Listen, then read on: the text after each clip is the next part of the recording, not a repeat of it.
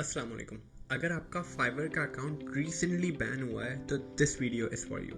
अच्छा, मेरा फाइवर का अकाउंट मैंने लेवल 2 तक पहुंचाने के बाद अल्हम्दुलिल्लाह बैन कराया था। एंड इतना टेंशन में हमें आ गया था क्योंकि मैंने स्क्रैच से फाइवर का अकाउंट बिल्ड किया और उसके बाद जाके वो बैन हो गया। लेकिन क्या उसके बाद मैंने फ्रीलांसिंग छोड़ दी?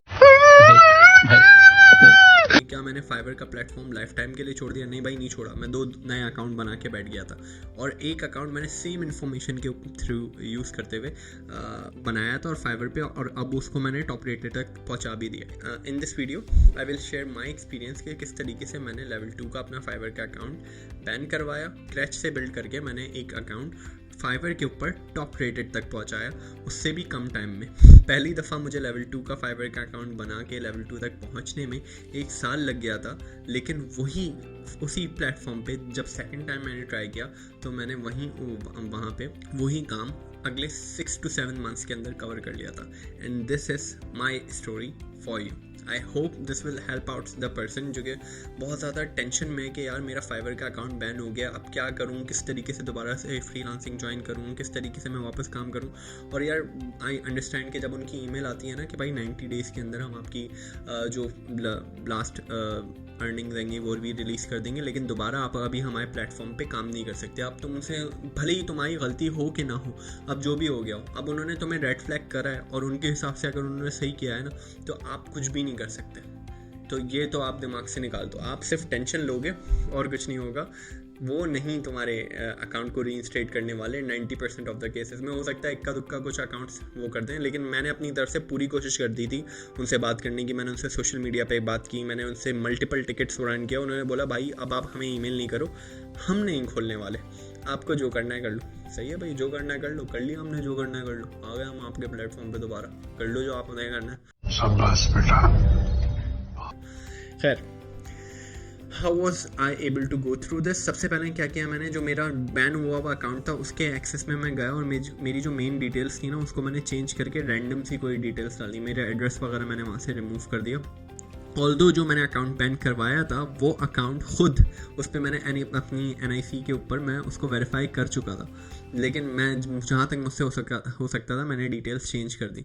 उसके बाद मैंने अपने पेयोनीर वालों से कनेक्ट किया। जब मैंने उनसे उस पेयोनीर अकाउंट को बिल्कुल ड्रेन कर दिया, खाली कर दिया, उसमें कोई पैसे नहीं छोड़े।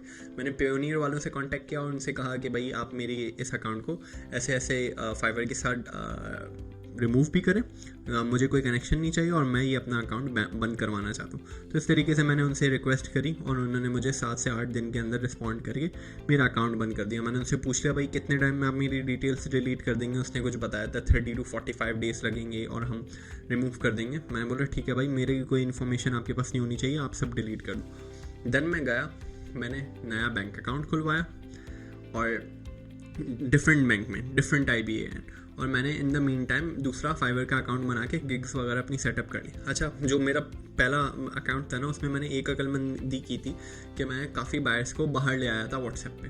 तो मैंने क्या किया, उन्हीं बायर्स को मैंने कांटेक्ट किया कि भाई ऐसे ऐसे मैं मुश्किल में हूँ, जब आपको ज़रूरत पड़ती थी मैं आपके काम आता था, मुझे जो छोटा मोटा तुम काम देते हो वो काम दो और मेरे नए फाइवर अकाउंट पे दो, और मैं तुम्हें 20% डिस्काउंट दूंगा अगर तुम मुझे न्यू फाइवर अकाउंट पे ये काम दोगे। वो खुशी खुशी राज़ी हो गए, कुछ सपोर्ट करने के लिए राज़ी हो गए, कुछ जेन्युइनली उस काम की नीड थी तो इसलिए वो राज़ी हो गए। That was not a problem for them. तो इस तरीके से मैंने इनिशियल ऑर्डर्स उनसे लेना शुरू किया। लेवल 1 तक पहुंचना 2 महीने के अंदर was not a big deal. उसके बाद ऑर्गेनिक ट्रैफिक खुद आने लग गया। अच्छा, क्योंकि मैं इससे पहले मुंह की खा चुका था दूसरा अकाउंट बिल्डअप करते हुए, मुझे काफ़ी चीज़ें पहले से पता थी। अब कोई न्यूबी बंदा नहीं क्रिएट करके बैठा हुआ था फ्रीलांस मार्केट प्लेस पे, उसको पता था। तो मैं डेली के बेसिस पे 10 बाय रिक्वेस्ट लाजमी भेज रहा था और मेरी प्रोफाइल वगैरह तो अच्छे से एक्सपीरियंस फ्रीलांसर की बनी हुई थी। तो मेरे पास जो भी बंदा आता था मैं कोशिश करता था उसको मैं कुछ ना कुछ बेच दूँ, खाली हाथ किसी को नहीं जाने देता था। लाइक अगर कोई कुछ नहीं करता था ना तो ख़रीदने के मूड में होता था तो मैं उसको $5 to $10 की सर्विस बेचने की कोशिश करता था, ताकि मेरे वॉल्यूम्स जल्दी बढ़े, मेरे फीडबैक जल्दी बढ़े। काफ़ी ऑर्डर ऐसे थे जो कि मैं सिर्फ ब्रेक इवन पे और कभी कभार नुकसान पे भी कर देता था, सिर्फ इसलिए कि मुझे वॉल्यूम्स लाने, अपनी पोर्टफोलियो को बिल्ड करना है, ब्रांड को बिल्ड करना है। अब क्योंकि मुझे ज़्यादा बेहतर तरीके से पता था कि भाई दिस इज़ बिजनेस, और अगर अभी मैं एक क्लाइंट के साथ लॉस में काम कर रहा हूँ ना तो मैं इसको रिटेन कर लूँगा लॉन्ग टर्म में और ब्रेक इवन कर लूँगा। 2 मुझे अभी रिव्यूज़ खुद चाहिए. I am in the need. I should be the person who is investing his time, क्योंकि इन्वेस्ट तो करना पड़ेगा कुछ ना कुछ. तो मैं उनके साथ काम कर लेता था. इस तरीके से मैंने जल्दी अपनी पोर्टफोलियो को बिल्ड किया और जल्दी फीडबैक्स लेके आया. तो इस तरीके से वापस मेरी साइकिल ऑन हो गई. मैं कुछ कीवर्ड्स के ऊपर अगेन रैंक करना शुरू कर दिया था. शुरू में फाइवर तुम्हें खुद भी सपोर्ट करता है रैंकिंग सिस्टम के अंदर तुम्हें जल्दी गिग्स लाने के लिए. अगर तुमने प्रॉपर्ली अपने अकाउंट को ऑप्टिमाइज़ किया हुआ है तो it will the algorithm in itself will help you out, because वो थोड़ा सा न्यू सेलर्स को पुश देता है इनिशियली. तो इसका मुझे फ़ायदा हुआ और इस तरीके से मैंने दोबारा कर लिया. अब जब मेरे पास पैसे जमा हो गए तो मैंने उसको अपने नया प्योनियर अकाउंट बनाया हुआ था. नए प्योनियर अकाउंट में मैंने नए बैंक अकाउंट को अटैच किया.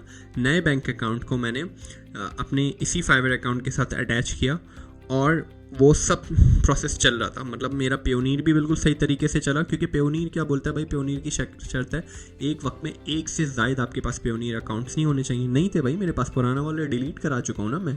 नया अकाउंट, नई डिटेल्स, नया IBN, नया घर का एड्रेस भी मैंने चेंज कर दिया था. अपने किसी रिश्तेदार का डाल दिया था कि भाई ये पिन आए तो मेरी वेरीफाई कर देना.